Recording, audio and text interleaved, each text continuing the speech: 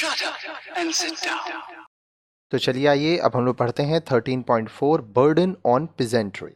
किसानों पर बोझ। पीजेंट्री किसानों को कहा जाता है। Peasants Peasants formed the overwhelming majority of the population in medieval period. मध्यकालीन भारत में सर्वाधिक जनसंख्या किसानों की थी। It was however not a homogeneous group. परंतु सभी सजातीय समूह के नहीं थे।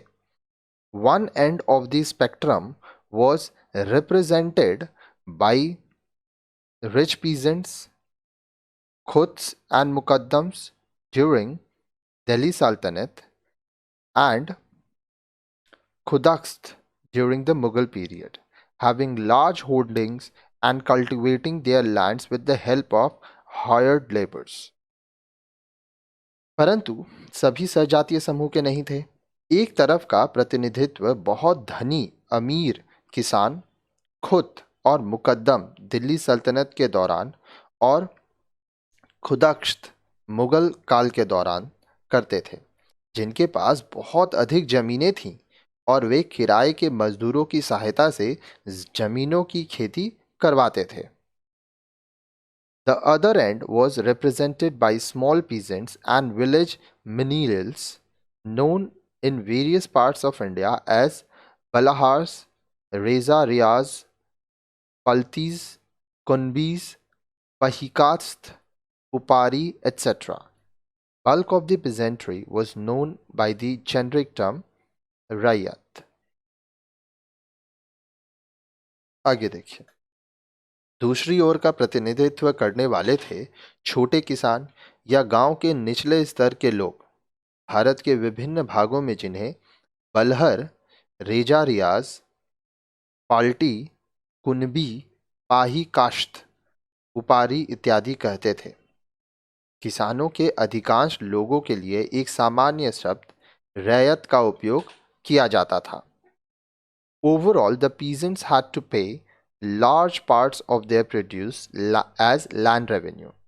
कुल मिलाकर किसानों को अपनी फसल का एक बहुत बड़ा भाग भूमि के लगान के रूप में भुगतान करना पड़ता था। Besides, a large number of landed intermediaries appropriated a share in the surplus of produce.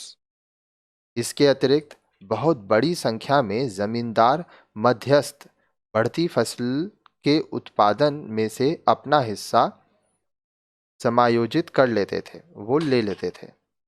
Apart from it, the medieval Indian peasants also had to deal with frequent natural calamities like flood, famine, epidemics, etc. अब देखिए, इसके अतिरिक्त मध्यकालीन भारतीय किसानों को बाढ़, अकाल, महामारी जैसी प्राकृतिक आपदाओं का भी सामना करना पड़ता था। An average peasant always found himself subsisting on margins owing to the regressive nature of land tax, the extensive burden of interaction on loans taken, frequent famine, disease and epidemic. एक आम किसान को करों के दबाव, लिए गए ऋणों के लेन देन, बार बार पड़ने वाले अकाल और महामारी के कारण बची कुची बहुत कम आमदनी में अपना जिंदगी जीना पड़ता था। The peasant hardship and resentments occasionally culminated in protest and revolts. किसानों की कठिनाइयाँ और गुस्सा कई बार विरोध और विद्रोह बनकर फूट जाते थे। आगे देखिए।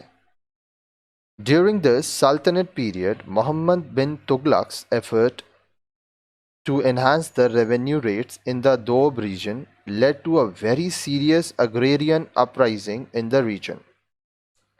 सल्तनत काल के दौरान मोहम्मद बिन तुगलक द्वारा दोआब क्षेत्र में लगान बढ़ाए जाने के प्रयासों की वजह से किसान वर्ग में बहुत गंभीर विद्रोह पैदा हो गया था। Large scale uprisings of Jats, Sikh, Marathas and Satnamis took place during the reign of Emperor Aurangzeb. Agrarian discontentment was one of the factors behind these rebellious acts. सम्राट औरंगजेब के शासनकाल के दौरान जाटों, सिखों, मराठों और सतनामियों में बहुत बड़े स्तर पर विद्रोह पैदा हो गया था। इन बगावत की घटनाओं के पीछे कृषकों की असंतुष्टि भी एक बहुत बड़ा कारण था।